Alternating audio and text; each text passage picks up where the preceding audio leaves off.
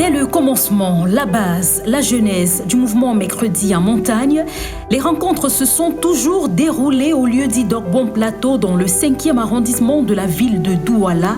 Nous sommes entre 2012 et 2022.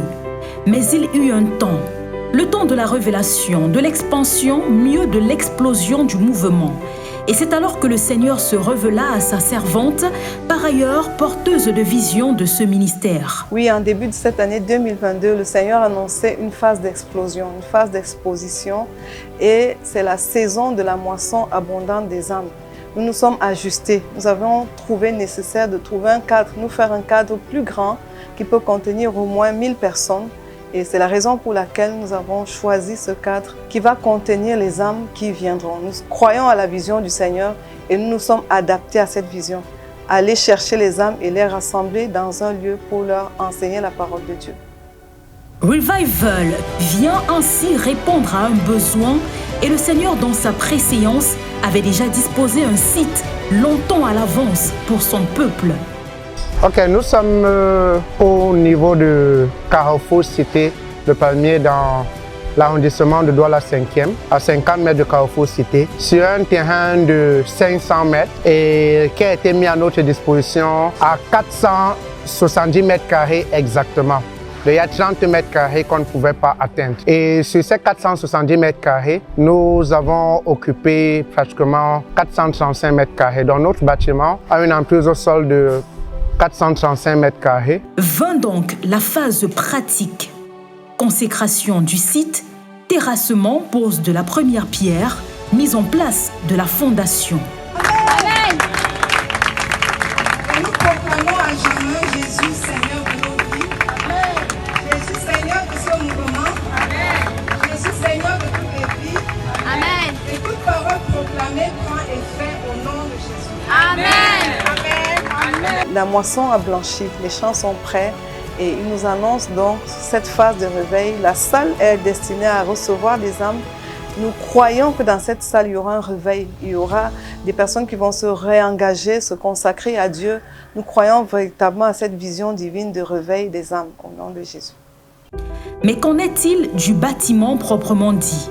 Sa capacité, le nombre de pièces qu'il doit comporter. L'architecte Daniel Siewe nous dit tout. Nous avons premièrement une grande salle avec parterre et mezzanine pour une contenance en mode conférence allant jusqu'à 900 places assises et en mode cérémonie plus de 400 places. Nous avons des blocs toilettes pour hommes et pour femmes.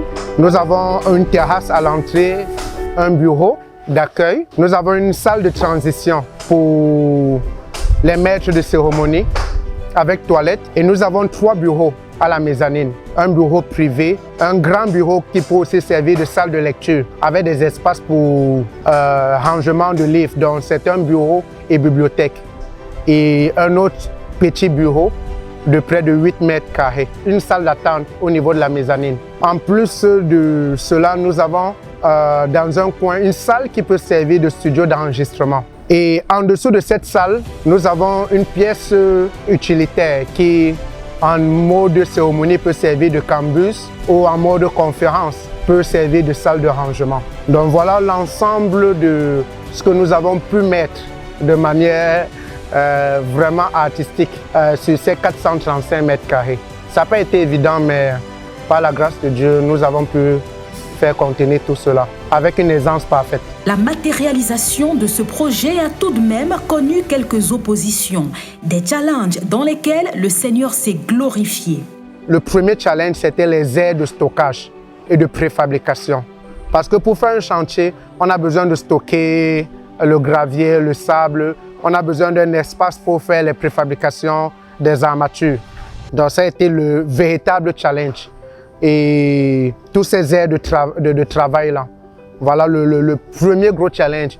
Il a fallu donc faire la fondation de manière évolutive. Ça veut dire qu'on se déportait d'un côté à un autre côté pour pouvoir avoir tous ces aires de travail-là. Ça, c'était le premier gros challenge. Rendu à cette étape de la construction, les équipes sur le terrain s'apprêtent à couler la dalle. Les travaux ayant débuté au début du mois de juillet 2022 ont progressé à une vitesse grand V. Voici un bref aperçu des dépenses de cette première étape. Au niveau où nous sommes en pleine préparation des dalles, le bâtiment proprement dit a consommé 15,5 millions. En dehors du bâtiment proprement dit, il y a des charges ou des documents administratifs.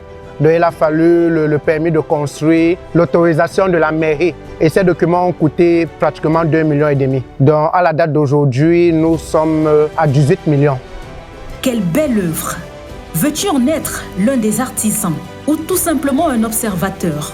Tu peux participer à la matérialisation de ce projet qui va bénir des milliers de personnes à travers le monde. Revival, c'est toute une histoire, une vision, une révélation, l'obéissance, le pas de foi.